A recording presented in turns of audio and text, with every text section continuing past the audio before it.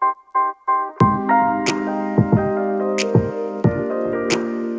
everybody, welcome back for another video. We're going to talk about an important video today, talking about the dreaded roll and flip through the ball through impact. So a lot of the times when people try to fix their roll and their flip, they try to hold their angles, they try to hold the face off through the ball, but usually when that happens, you're actually limiting yourself on the amount of speed you're putting into the ball. Not only that, when most people try to hold it off so that they don't roll and flip, they're actually using their hands first, arm disconnects from their body, they're probably not going to rotate. So when that happens, why that happens is because when people make their downswing, they tend to slide and tilt back, they pull down, and again, we've talked about in previous videos, the more you slide and tilt, the less rotation you have. The less rotation you have, the more rotation and the flip of the hands that's going to happen, okay? The more rotation you have of your body where your arm, hands, and club stays pinned against your chest, that rotation of your body is going to be what helps you bring the face pretty square back to the ball without much thought to it. The downswing that is the least rotation with the most slide and tilt back promotes the most flip and rotate. So to fix your flip and rotate, it is not as simple as let me hold things off. Most people, if they slide and rotate and they try to hold things off, it's very tough to do. Yes, I've held it off. I've also pushed it away right. So the thing you guys should try to do instead of holding things off is to actually feel like you rotate more while keeping your hands as back as you can. Impact will feel like it happens way later because when you slide and tilt back and you pull your hands down, you return the hands back to the ball very early. If you keep your hands back and just rotate, you have all that much extra time to rotate. Impact will feel like it happens way later.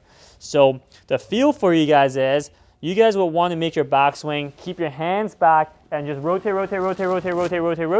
and whatever happens, happens. You might top a few, you might chunk a few. That's okay to start because we really want to promote more rotation of the body and less sliding and tilting and flipping of the hands. So here's what's going to look like. You're going to make it backswing, keep your hands back, and just rotate.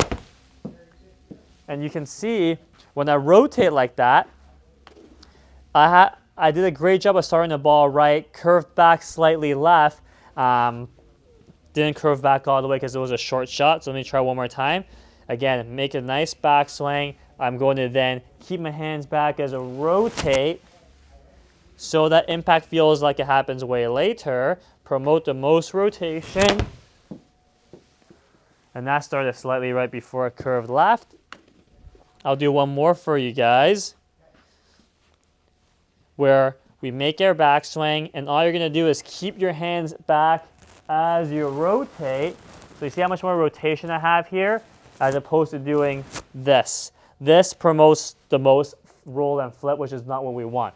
At the end of the day, we want the freest release to promote the most athleticism, to promote the most speed, but we want that release to be predictable with the rotation of the body, okay? So if I rotate nicely where my arm doesn't disconnect off my chest early, chances are I'm going to be able to rotate and release the club freely without worrying about the flip or the roll and losing things way left. So hopefully that makes sense. If you struggle with rolling and flipping through the ball, chances are you're tilting back, which promotes a lot of this, okay? If you rotate nicely, chances are you can deliver nice shaft lean, lower dynamic loft into the ball with increased ball speed, and more predictable club face through the ball because the rotation of the body is what ultimately brings the face back to square. So hopefully that makes sense. Any questions, let me know.